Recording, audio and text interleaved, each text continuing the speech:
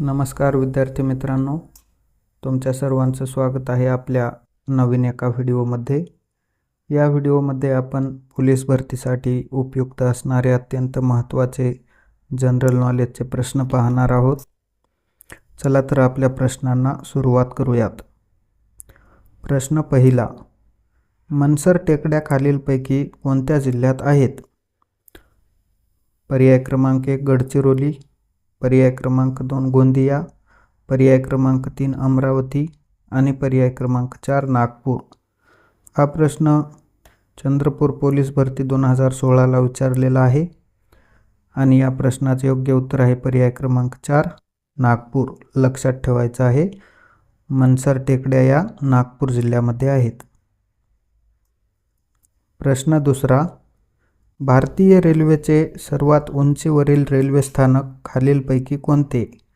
पर्याय क्रमांक 1 डेहराडून, पर्याय क्रमांक 2 धूम दार्जिलिंग, पर्याय क्रमांक 3 शिमला आणि पर्याय क्रमांक 4 लेह लडाख।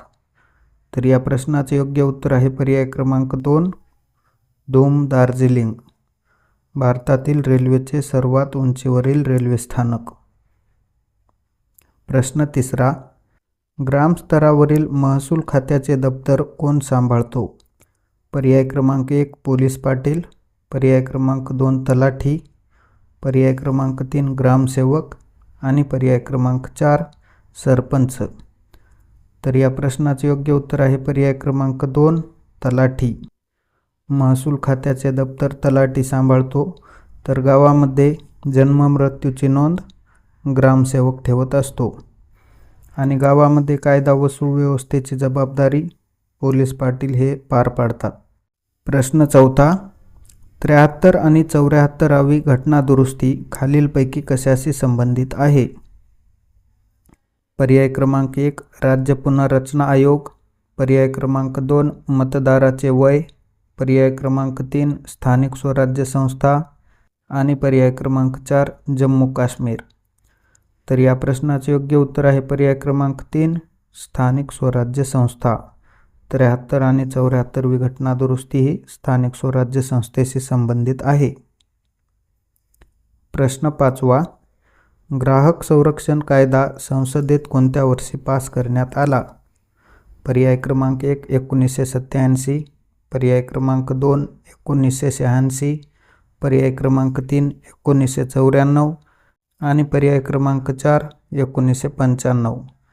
तर या प्रश्नाचे योग्य उत्तर आहे पर्याय क्रमांक 2 1986। लक्षात ठेवायचं आहे, भरपूर वेळा पोलीस भरतीला विचारण्यात आलेला प्रश्न आहे।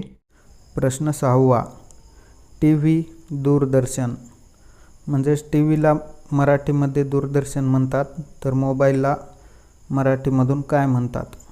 पर्याय क्रमांक 1 फोन, पर्याय क्रमांक 2 मोबाईल, पर्याय क्रमांक 3 भ्रमणध्वनी आणि पर्याय क्रमांक 4 आवाज। तर या प्रश्नाचे योग्य उत्तर आहे पर्याय क्रमांक 3 भ्रमणध्वनी। मोबाईलला मराठीमध्ये भ्रमणध्वनी असे म्हणतात। प्रश्न सातवा, खालीलपैकी कोणते शब्दयोगी अव्यय नाही? पर्याय क्रमांक 1 साठी, पर्याय क्रमांक 2 वर, पर्याय क्रमांक 3 पुढे आणि पर्याय क्रमांक 4 आंबट। तर या प्रश्नाचे योग्य उत्तर आहे पर्याय क्रमांक 4 आंबट, कारण आंबट हे एक विशेषण आहे आणि शब्दयोगी अव्यय हे शब्दाच्या नंतर शब्दाला लगेच जोडून आलेले असतात। प्रश्न आठवा, संदीपने माझ्यासाठी चिंचा आणल्या, शब्दयोगी अव्यय ओळखा। आताच आपण पाहिलेलं आहे।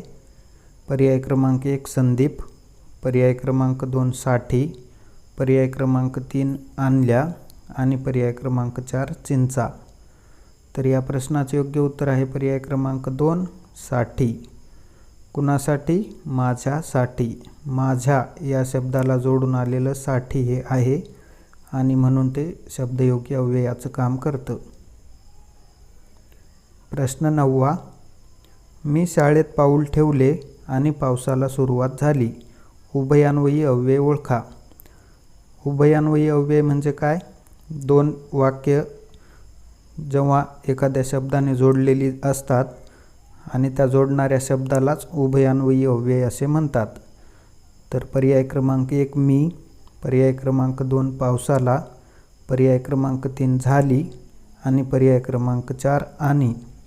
तर या वाक्यामध्ये बघा कोणत्या एका शब्दाने 2 वाक्य जोडली गेली आहेत. आणि, कारण मी शाळेत पाऊल ठेवले हे एक वाक्य झालं आणि पाऊल ठेवल्याच्या नंतर पावसाला सुरुवात झाली हे एक वाक्य झालं. आणि हा जो शब्द आहे या शब्दाने ही 2 वाक्य जोडलेली आहेत, म्हणून या प्रश्नाचे योग्य उत्तर होईल पर्याय क्रमांक 4. प्रश्न 10वा, भारतावर पहिले यशस्वी परकीय आक्रमण करणारा मुस्लिम कोण? पर्याय क्रमांक 1 मोहम्मद गजवनी, पर्याय क्रमांक 2 बाबर, पर्याय क्रमांक 3 मोहम्मद बिन कासिम आणि पर्याय क्रमांक 4 अलेक्झांडर. तर या प्रश्नाचे योग्य उत्तर आहे पर्याय क्रमांक 3 मोहम्मद बिन कासिम. लक्षामध्ये ठेवायचं आहे, भारतावर पहिले यशस्वी परकीय आक्रमण करणारा मुस्लिम योद्धा होता. प्रश्न 11वा, भारतातील पहिला बोलपट कोणता? पर्याय क्रमांक 1 राजा हरिश्चंद्र, पर्याय क्रमांक 2 आलम आरा, पर्याय क्रमांक 3 लोकमान्य टिळक आणि पर्याय क्रमांक 4 बाजीराव मस्तानी. तर या प्रश्नाचे योग्य उत्तर आहे पर्याय क्रमांक 2 आलम आरा.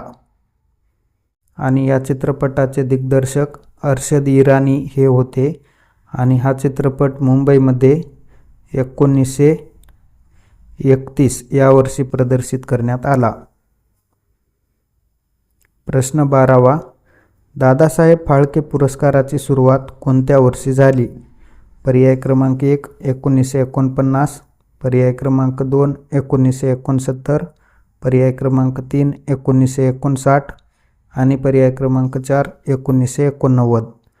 तर या प्रश्नाचे योग्य उत्तर आहे पर्याय क्रमांक 2 1969. दादासाहेब फाळके हा पुरस्कार चित्रपट या सृष्टीशी निगडित आहे. प्रश्न 13वा, महान क्रिकेटर सचिन तेंडुलकर यांना भारतरत्न पुरस्कार कोणत्या वर्षी मिळाला? पर्याय क्रमांक 1 2014, पर्याय क्रमांक 2 1999, पर्याय क्रमांक 3 2015 आणि पर्याय क्रमांक 4 2006. तर या प्रश्नाचे योग्य उत्तर आहे पर्याय क्रमांक 1 2014. सचिन तेंडुलकर यांना 2014 आणि अटल बिहारी वाजपेयी यांना 2015 मध्ये भारतरत्न पुरस्कार देण्यात आला होता. प्रश्न 14वा, दादासाहेब फाळके पुरस्कार कोणत्या क्षेत्राशी संबंधित आहे? आत्ताच आपण पाहिलं. आणि या प्रश्नाचे योग्य उत्तर आहे पर्याय क्रमांक 4 चित्रपट. आणि दादासाहेब फाळके हा पुरस्कार 1969 पासून दिला जातो आणि दादासाहेब फाळके पुरस्कार मिळवणारी पहिली स्त्री देविका राणी ही होती, जिला 1969 मध्ये पहिला पुरस्कार देण्यात आला होता.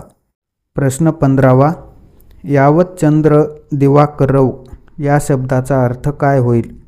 पर्याय क्रमांक 1 चंद्र असेपर्यंत, पर्याय क्रमांक 2 सूर्य असेपर्यंत, पर्याय क्रमांक 3 चंद्र सूर्य असेपर्यंत आणि पर्याय क्रमांक 4 चंद्र सूर्य नसेपर्यंत.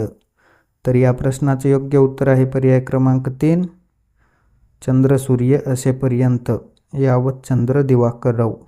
प्रश्न 16वा, श्रीराम या शब्दात एकूण किती स्वर आहेत? पर्याय क्रमांक 1 5, पर्याय क्रमांक 2 6, पर्याय क्रमांक 3 7 आणि पर्याय क्रमांक 4 3. तर स्वर कसे ओळखाल तुम्ही?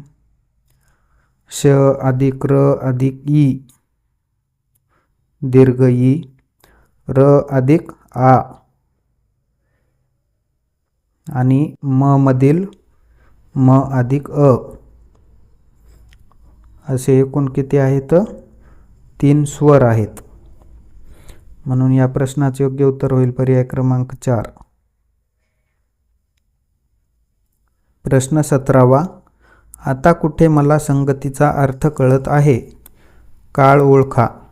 पर्याय क्रमांक 1 रीती वर्तमान काळ, पर्याय क्रमांक 2 रीती भविष्यकाळ, पर्याय क्रमांक 3 पूर्ण वर्तमान काळ आणि पर्याय क्रमांक 4 अपूर्ण वर्तमान काळ. तर या प्रश्नाचे योग्य उत्तर आहे पर्याय क्रमांक 4 अपूर्ण वर्तमान काळ, कारण या वाक्यामध्ये वाक्याचा अर्थ पूर्ण झालेला नाही. त्यानं काय म्हणलंय, आता कुठे मला संगतीचा अर्थ कळत आहे, म्हणजे वाक्य पूर्ण झालेलं नाही. वाक्यातील जी क्रिया आहे ती पूर्ण झालेली नसल्यामुळं अपूर्ण वर्तमान काळ होईल. प्रश्न 18वा, मित्राच्या उदयानं कोणाला आनंद होत नाही? अलंकार ओळखा. पर्याय क्रमांक 1 श्लेष, पर्याय क्रमांक 2 सार, पर्याय क्रमांक 3 अन्योक्ती आणि पर्याय क्रमांक 4 उपमा. तर या प्रश्नाचे योग्य उत्तर आहे पर्याय क्रमांक 1 श्लेष.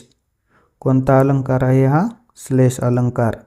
जेव्हा वाक्यामध्ये एखादा शब्द दोन अर्थाने वापरला जातो तेव्हा श्लेष हा अलंकार होतो. आणि मित्र हा शब्द दोन अर्थांनी वापरला गेलेला आहे. एक म्हणजे मित्र म्हणजे सूर्य आणि दुसरा अर्थ मित्र म्हणजेच सोबती.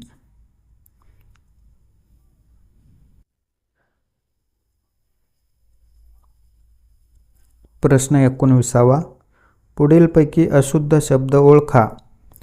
पर्याय क्रमांक 1 परीक्षा, पर्याय क्रमांक 2 प्रतिध्वनी, पर्याय क्रमांक 3 शहरीकरण आणि पर्याय क्रमांक 4 आधुनिक.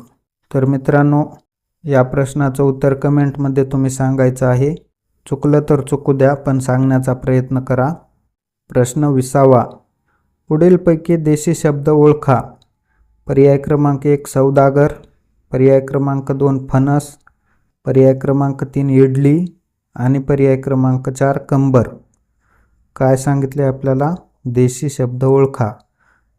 तर या प्रश्नाचे योग्य उत्तर आहे पर्याय क्रमांक 4 कंबर. प्रश्न 21वा, चंद्रग्रहणावेळी पृथ्वी, सूर्य आणि चंद्र यांची स्थिती कशी असते? पर्याय क्रमांक 1 सूर्य, पृथ्वी, चंद्र म्हणजेच पृथ्वी मध्यभागी, पर्याय क्रमांक 2 सूर्य, चंद्र, पृथ्वी म्हणजे चंद्र मध्यभागी आणि पर्याय क्रमांक 3 चंद्र, सूर्य, पृथ्वी या ठिकाणी सूर्य मध्ये आणि पर्याय क्रमांक 4 पृथ्वी, सूर्य, चंद्र या ठिकाणी पण सूर्य मध्ये आहे. पृथ्वी आणि चंद्राच्या दिशा बदललेल्या आहेत. तर या प्रश्नाचे योग्य उत्तर आहे पर्याय क्रमांक 1 सूर्य, पृथ्वी आणि चंद्र. चंद्रग्रहणाच्या वेळी 1 नंबर सूर्य, 2 नंबर पृथ्वी आणि 3 नंबर चंद्र म्हणजे सूर्य आणि चंद्राच्या मध्ये पृथ्वी असते. लक्षात ठेवायचं आहे. प्रश्न 22वा, अर्ध मॅरेथॉन स्पर्धेचे अंतर किती असते? पर्याय क्रमांक 1 25.0975 किमी, पर्याय क्रमांक 2 23.120 किमी, पर्याय क्रमांक 3 21.0975 किमी आणि पर्याय क्रमांक 4 22.122. तर या प्रश्नाचे योग्य उत्तर आहे पर्याय क्रमांक 3 21.0975 किमी. प्रश्न 23वा, थार हे 4 चाकी वाहन कोणत्या कंपनीचे आहे? पर्याय क्रमांक 1 टाटा, पर्याय क्रमांक 2 ऑडी, पर्याय क्रमांक 3 स्कोडा आणि पर्याय क्रमांक 4 महिंद्रा. हा सुद्धा प्रश्न चालक पोलीस भरतीसाठी भरपूरदा विचारला गेलेला आहे आणि या प्रश्नाचे योग्य उत्तर आहे पर्याय क्रमांक 4 महिंद्रा. थार हे 4 चाकी वाहन महिंद्रा या कंपनीचे आहे. प्रश्न 24वा, पुढीलपैकी कोणत्या सार्वजनिक क्षेत्रातील कंपनीला महारत्न दर्जा प्राप्त नाही? पर्याय क्रमांक 1 ONGC, पर्याय क्रमांक 2 सेल, पर्याय क्रमांक 3 भेल आणि पर्याय क्रमांक 4 BSNL. तर या प्रश्नाचे योग्य उत्तर आहे पर्याय क्रमांक 4 BSNL. BSNL ही कंपनी महारत्न दर्जाची नाही. प्रश्न 25वा, बाई माणूस या शब्दाचे लिंग ओळखा. पर्याय क्रमांक 1 पुल्लिंग, पर्याय क्रमांक 2 स्त्रीलिंग, पर्याय क्रमांक 3 नपुंसकलिंग आणि पर्याय क्रमांक 4 उभयलिंग. तर या प्रश्नाचे योग्य उत्तर आहे पर्याय क्रमांक 3 नपुंसकलिंग. प्रश्न 26वा. सापुतारा हे थंड हवेचे ठिकाण कोणत्या राज्यात आहे? सापुतारा. पर्याय क्रमांक 1 ओडिसा, पर्याय क्रमांक 2 केरळ, पर्याय क्रमांक 3 महाराष्ट्र आणि पर्याय क्रमांक 4 गुजरात. तर या प्रश्नाचे योग्य उत्तर आहे पर्याय क्रमांक 4 गुजरात. लक्षात ठेवायचं आहे. प्रश्न 27वा. कॅल्शियम कार्बोनेट म्हणजेच रासायनिकदृष्ट्या डॅश डॅश डॅश हे असते. पर्याय क्रमांक 1 संगमरवर, पर्याय क्रमांक 2 वाळू, पर्याय क्रमांक 3 सिमेंट आणि पर्याय क्रमांक 4 कॉन्क्रीट. तर या प्रश्नाचे योग्य उत्तर आहे पर्याय क्रमांक 1 संगमरवर. कॅल्शियम कार्बोनेट म्हणजेच संगमरवर. प्रश्न 28वा. कोराडी औष्णिक विद्युत केंद्र खालीलपैकी कोणत्या ठिकाणी आहे? पर्याय क्रमांक 1 नागपूर, पर्याय क्रमांक 2 चंद्रपूर, पर्याय क्रमांक 3 नाशिक आणि पर्याय क्रमांक 4 जळगाव. तर या प्रश्नाचे योग्य उत्तर आहे पर्याय क्रमांक 1 नागपूर. कोराडी तसेच खापरखेडा ही औष्णिक विद्युत केंद्रे नागपूर या जिल्ह्यात आहेत. प्रश्न 29वा. 8व्या वेतन आयोगाचे अध्यक्ष म्हणून खालीलपैकी कोणाची नियुक्ती करण्यात आली? पर्याय क्रमांक 1 प्रोफेसर पुलक घोष, पर्याय क्रमांक 2 न्यायमूर्ती रंजना देसाई, पर्याय क्रमांक 3 अशोक कुमार माथुर आणि पर्याय क्रमांक 4 प्रल्हाद जोशी. तर या प्रश्नाचे योग्य उत्तर आहे पर्याय क्रमांक 2 न्यायमूर्ती रंजना देसाई. 8व्या वेतन आयोगाच्या अध्यक्ष आहेत आणि त्या माजी न्यायाधीश आहेत. मित्र 8वा वेतन आयोग लागल्यास पगारी खूप वाढणार आहेत, त्यामुळं टाईमपास न करता जरा अभ्यासावर ग्राउंडवर लक्ष द्या आणि चांगल्या प्रकारे उत्तीर्ण होऊन वर्दी मिळवा. तुम्हाला वर्दी मिळवण्यासाठी खूप खूप शुभेच्छा. आणि प्रल्हाद जोशी कोण आहेत? आता नव्यानं नियुक्ती झालेले शिक्षण मंत्री. प्रश्न 30वा. भारताची पूर्व पश्चिम लांबी किती किमी आहे? पर्याय क्रमांक 1 2928, पर्याय क्रमांक 2 3214, पर्याय क्रमांक 3 2933 आणि पर्याय क्रमांक 4 2500. तर या प्रश्नाचे योग्य उत्तर आहे पर्याय क्रमांक 3 2933. म्हणजेच ही अशी पूर्व पश्चिम. आणि तीच भारताची दक्षिणोत्तर लांबी किती आहे? 3214 किलोमीटर. लक्षात ठेवा. प्रश्न 31वा. सुरेखाने आईला पाठवण्यासाठी पत्र लिहून ठेवले. वरील वाक्याचा काळ ओळखा. वर्तमान काळ, भविष्यकाळ, भूतकाळ आणि हे पर्याय क्रमांक 4 रीतिकाळ. काय म्हणले? सुरेखाने आईला पाठवण्यासाठी पत्र लिहून ठेवलेलं आहे. तिनं लिहून ठेवलेलं आहे बरं का. अगोदर लिहिलं आणि मग लिहून म्हणजे प्रक्रिया पूर्ण झालेली आहे. लिहून ठेवलं आहे. त्याच्यामुळे या वाक्याचा काळ होईल पर्याय क्रमांक 3 भूतकाळ. वर्तमान काळ असता, परंतु केव्हा? जर तिनं पत्र लिहित असली तर, परंतु पत्र लिहून झालेलं आहे त्यामुळं पर्याय. प्रश्न 32वा. अग्रज या शब्दाचा अर्थ काय होईल? पर्याय क्रमांक 1 अल्पसंतुष्ट, पर्याय क्रमांक 2 धाकटा, पर्याय क्रमांक 3 थोरला आणि पर्याय. तर या प्रश्नाचे योग्य उत्तर काय होईल? पर्याय क्रमांक 3 थोरला. अग्रज म्हणजेच अगोदर जन्मलेला, धाकटा म्हणजेच नंतर जन्मलेला म्हणजे आणि थोरला म्हणजेच अगोदर जन्मलेला म्हणजे अग्रज या शब्दाचा समानार्थी शब्द थोरला असा होईल. प्रश्न 33वा. सुपारी देणे या वाक्प्रचाराचा अर्थ सांगा. पर्याय क्रमांक 1 लग्नाची सुपारी देणे, पर्याय क्रमांक 2 हातावर सुपारी देणे, पर्याय क्रमांक 3 जबाबदारीने काम करणे आणि पर्याय क्रमांक 4 काम सोपविणे. सुपारी देणे आपण एखाद्या वेळा ऐकत आहोत बघा, कुठं एखाद्या मूव्हीमध्ये शार्प शूटरला एखाद्या बिल्डरची किंवा हिरोची सुपारी दिली जाते म्हणजेच त्याला मारण्याचं काम सोपवलं जातं आणि त्याचाच अर्थ सुपारी देणे म्हणजेच काम सोपविणे. पर्याय क्रमांक 4. प्रश्न 34. दैवाने हात देणे या वाक्प्रचाराचा अर्थ काय होईल? पर्याय क्रमांक 1. देवाने हात देणे. पर्याय क्रमांक 2. दैव अनुकूल होणे. पर्याय क्रमांक 3. नशीब फिरणे. आणि पर्याय क्रमांक 4. दैव प्रतिकूल होणे. मग या प्रश्नाचं योग्य उत्तर होईल पर्याय क्रमांक 2. दैव अनुकूल होणे. प्रतिकूल होणे म्हणजेच खराब होणे आणि अनुकूलच्या विरुद्धार्थी शब्द आहे प्रतिकूल. प्रश्न 35. रिसर्च अँड ॲनालिसिस विंग ही कोणत्या प्रकारची संस्था आहे? पर्याय क्रमांक 1. विज्ञान संशोधन. पर्याय क्रमांक 2. संगणक संशोधन. पर्याय क्रमांक 3. वित्तीय संशोधन. आणि पर्याय क्रमांक 4. गुप्तहेर. तर या प्रश्नाचे योग्य उत्तर आहे पर्याय क्रमांक 4. गुप्तहेर.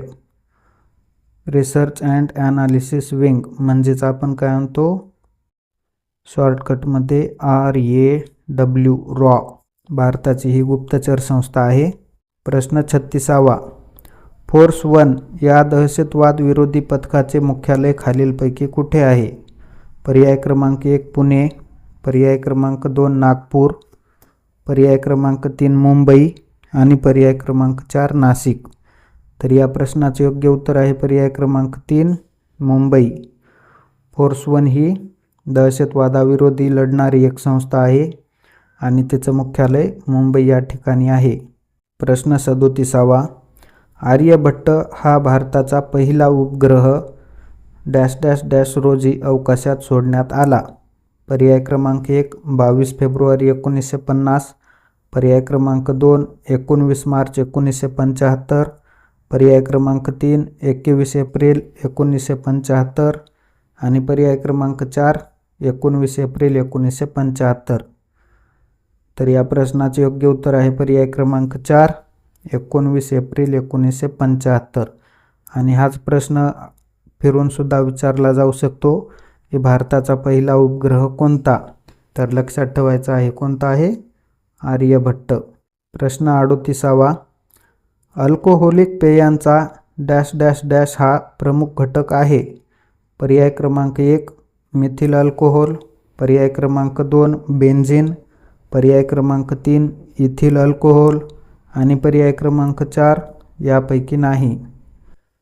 अल्कोहोलिक पेयांचा म्हणजेच जी दारू पिण्यासाठी वापरतात, मग ती देशी असो रम असो ज्या काही आहेत ते तुम्हाला नावं माहिती आणि लईच माहिती असतील तर कमेंटमध्ये एकदा सांगा. आणि या प्रश्नाचे योग्य उत्तर आहे पर्याय क्रमांक 3. Ethyl alcohol.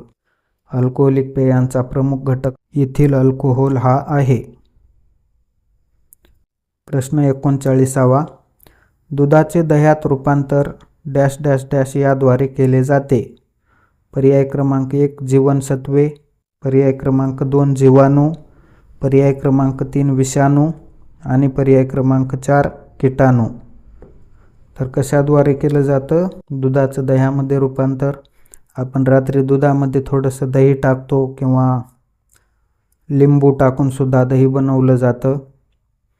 पण लिंबानं मला वाटतं बहुतेक नासून जातं दूध, पण दही टाकतात आणि त्याच्यामुळं दुधाचं दह्यात रूपांतर होतं आहे. परंतु ते कशामुळे होतं आहे? जीवाणू. आणि जीवाणू हे काही मानवी शरीरासाठी पोषकसुद्धा असतात आणि काही अपायकारकसुद्धा असतात. प्रश्न 40. राज्यघटनेत सेक्युलर आणि सोशॅलिस्ट हे शब्द कोणत्या घटनादुरुस्तीने समाविष्ट झाले? हा प्रश्न मुंबई पोलीस भरती 2018ला विचारलेला आहे. पर्याय क्रमांक 1. 42वी घटनादुरुस्ती. पर्याय क्रमांक 2. 24वी घटनादुरुस्ती. पर्याय क्रमांक 3. 25वी घटनादुरुस्ती. आणि पर्याय क्रमांक 4. 44वी घटनादुरुस्ती. प्रश्नाचं उत्तर पाहण्या अगोदर सेक्युलर आणि सोशॅलिस्ट या शब्दांचा अर्थ तुम्ही कमेंटमध्ये सांगायचा आहे. कारण काही ठिकाणी असं इंग्लिशमधून विचारलं जातं तर काही ठिकाणी मराठीतून विचारलं जातं आणि या दोन शब्दांचा मराठीत अर्थ काय होईल हे कमेंटमध्ये सांगायचं आहे. आणि या प्रश्नाचे योग्य उत्तर आहे पर्याय क्रमांक 1. 42वी घटना दुरुस्ती. मित्रांनो, तुम्हाला जर आपला हा व्हिडिओ आवडला असेल तर आपल्या व्हिडिओला लाईक करा, कमेंट करा आणि आपल्या चॅनलला सबस्क्राईब नक्कीच करा, जेणेकरून असेच नवनवीन व्हिडिओ तुमच्यापर्यंत सर्वात अगोदर पोहोचतील. Thanks for watching.